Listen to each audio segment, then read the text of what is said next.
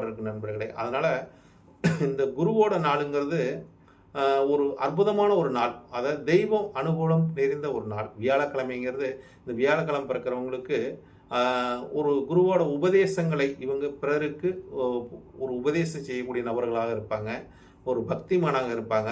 ஒரு ஆசிரமத்துக்குலாம் ஒரு தலைமை தாங்கி ஒரு நடத்தக்கூடிய தன்மையாக இருக்காங்க.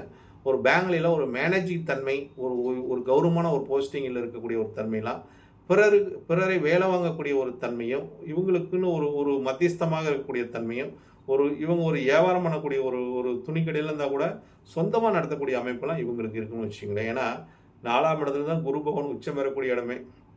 சொத்துங்கிற ஸ்தானம். அந்த சொத்தை சேமிக்கணுங்கிற எப்படி கையாளணுங்கிற ஒரு தன்மையெல்லாம் ஆளக்கூடிய நபர்களாகவும் இவங்க இருப்பாங்க.